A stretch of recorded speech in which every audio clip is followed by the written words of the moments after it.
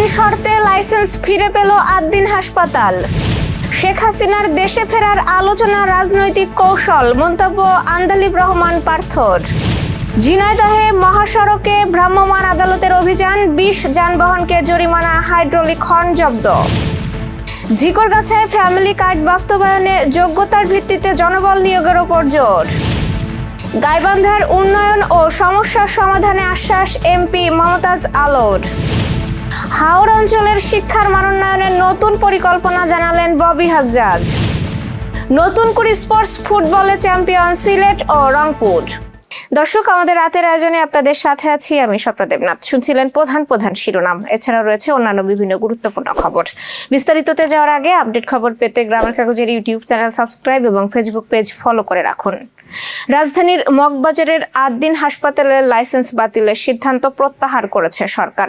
৬ নবজাতকের মৃত্যুর ঘটনায় গঠিত তদন্ত কমিটির প্রতিবেদন সন্তোষজনক হওয়ায় হাসপাতালটিকে ৩টি শর্তে পুনরায় কার্যক্রম চালানোর অনুমতি দেওয়া হয়েছে।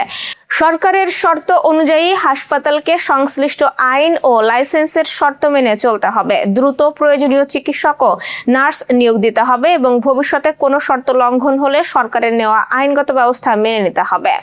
উল্লেখ্য, ৬ নবজাতকের মৃত্যুর ঘটনায় আলোচনার পর হাসপাতালটির লাইসেন্স বাতিল করা হয়েছিল। পরে হাসপাতাল কর্তৃপক্ষের আপিল ও তদন্ত কমিটির প্রতিবেদনের ভিত্তিতে সেই সিদ্ধান্ত প্রত্যাহার করা হয়েছে।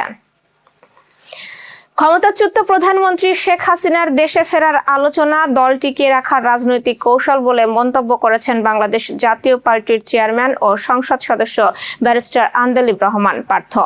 ভোলায় সাংবাদিকদের তিনি বলেন, এই আলোচনার কোনো বাস্তব ভিত্তি নেই। পার্থের দাবি, জুলাই অভ্যুত্থানকে অস্বীকার করে দেশে ফেরা তো দূরের কথা, রাজনীতিতে ফিরে আসাও অত্যন্ত কঠিন। এ সময় তিনি ভোলার নদী ভাঙন এলাকা পরিদর্শন করে ভাঙন রোধে বরাদ্দের আশা প্রকাশ করেন এবং খাল খনন প্রকল্পে কোনো অনিয়ম বরদাস্ত করা হবে না বলেও সতর্ক করেন।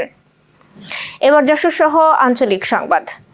সড়কে শৃঙ্খলা ফিরিয়ে আনা, দুর্ঘটনা কমানো এবং শব্দ দূষণ রোধে ঝিনাইদহে মহাসড়কে অভিযান চালিয়েছে ভ্রাম্যমাণ আদালত। আজ বিকেলে সদর উপজেলার মধুপুর এলাকার ঝিনাইদহ টেক্সটাইল ইঞ্জিনিয়ারিং কলেজের সামনে এ অভিযান চালায় বিআরটিএ ও জেলা প্রশাসন।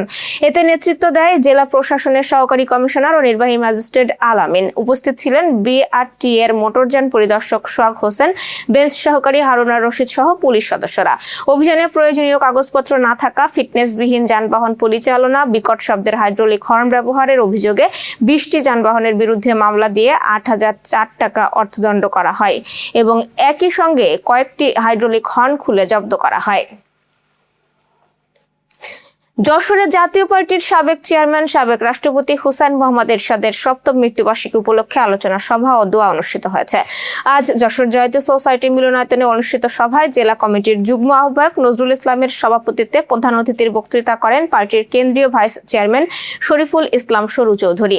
প্রধান বক্তা ছিলেন পার্টির কেন্দ্রীয় যুগ্ম মহাসচিব এবিএম লিয়াকত হোসেন চাকলাদার। বিশেষ অতিথির বক্তৃতা করেন পার্টির কেন্দ্রীয় কৃষি বিষয়ক সম্পাদক শেখ হুমায়ুন কবির শাওন। এছাড়া বিভিন্ন উপজেলা ও সহযোগী সংগঠনের সভাপতি ও সাধারণ সম্পাদকরা বক্তৃতা করেন। পরে নেতার রুহের মাগফিরাত কামনা করে দোয়া অনুষ্ঠিত হয়।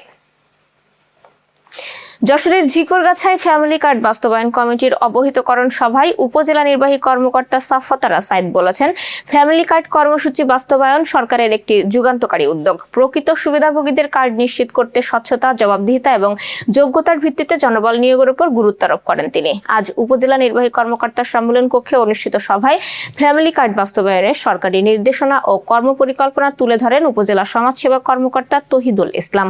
সভায় প্রশাসন, পুলিশ, বিভিন্ন সরকারি দপ্তরের কর্মকর্তা এবং সাংবাদিকরা উপস্থিত ছিলেন।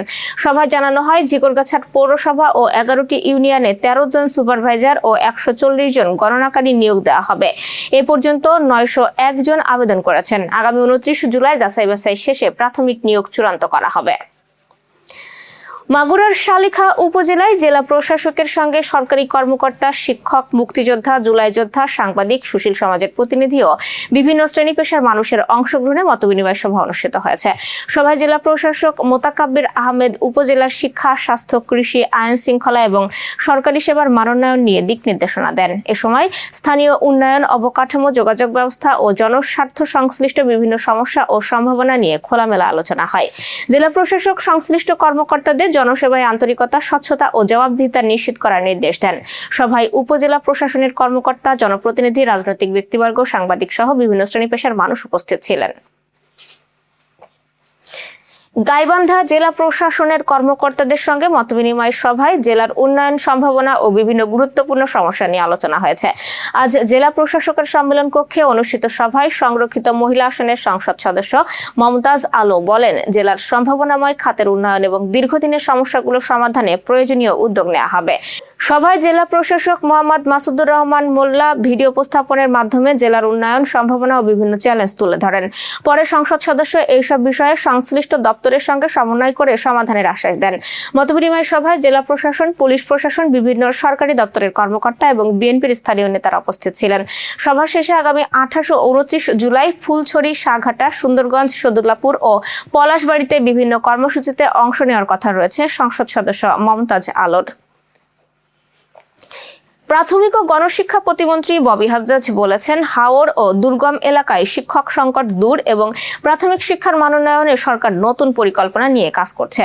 সুনামগঞ্জে প্রধান শিক্ষকদের সঙ্গে মতবিনিময় সভা শেষে তিনি বলেন, হাওর অঞ্চলের শিক্ষক নিয়োগের সমস্যা সমাধানে উদ্যোগ নেওয়া হয়েছে। এছাড়াও স্কুল ফিডিং কর্মসূচিতে খাদ্যের মান নিশ্চিত করতে তদারকি আরও জোরদার করা হয়েছে। কোনো অনিয়ম প্রমাণিত হলে সংশ্লিষ্টদের বিরুদ্ধে ব্যবস্থা নেওয়া হবে।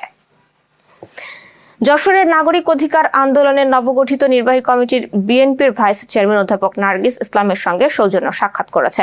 আজ মতবিনিময়ে যশোরের উন্নয়ন, নাগরিক অধিকার, সামাজিক সম্প্রীতি ও জনকল্যাণমূলক বিষয় নিয়ে আলোচনা হয়। এ সময় নার্গিস ইসলাম নবগঠিত কমিটিকে শুভেচ্ছা জানিয়ে সংগঠনের সার্বিক সফলতা কামনা করেন। Renaissance hospital and diagnostic centre. রেনেসাতেই মিলছে কম খরচে উন্নত সেবা। তাই নিশ্চিন্তে আমাদের সেবা নিন, সুস্থ থাকুন। Renaissance hospital and diagnostic centre, সদর হাসপাতাল মোড়, দরাটানা, যশোর। দর্শক, শেষ করব খেলার সংবাদ দিয়ে। বাংলাদেশ আর্মি স্টেডিয়ামে অনুষ্ঠিত নতুন করে স্পোর্টসের প্রথম আসরের ফুটবল ফাইনালে বালক বিভাগে চ্যাম্পিয়ন হয়েছে সিলেট এবং বালিকা বিভাগে শিরোপা জিতেছে রংপুর। বালক বিভাগের ফাইনালে ময়মনসিংহকে 1-0 গোলে হারায় সিলেট। গোলশূন্য প্রথমার্ধের পর দ্বিতীয়ার্ধে 59তম মিনিটে দূরপাল্লার দুর্দান্ত শটে ম্যাচের একমাত্র গোলটি করেন আরমান খান জিসান। সেই গোলেই শিরোপা নিশ্চিত হয় সিলেটের। অন্যদিকে বালিকা বিভাগের ফাইনালে শুরু থেকেই আধিপত্য দেখিয়ে রাজশাহীকে 4-0 গোলে উড়িয়ে দেয় রংপুর। স্মৃতি কিস্কো 2টি গোল করেন আর তন্নি ও সুমায়া 1টি করে গোল করে বড় জয় নিশ্চিত করেন। দুর্দান্ত পারফরমেন্সে টুর্নামেন্টের প্রথম আসরের বালিকা বিভাগে চ্যাম্পিয়ন হওয়ার গৌরব অর্জন করে রংপুর। দর্শক, এই ছিল আজকের রাতের আয়োজন। এরপর সকালের খবর দেখার আমন্ত্রণ জানাচ্ছি। বিদ্যুৎ ব্যবহারে সাশ্রয়ী হন এবং সেই সাথে সচেতন হন পানির অপচয় রোধে এবং হাম ও মশা বাহিত রোগ সম্পর্কে। শুভরাত্রি।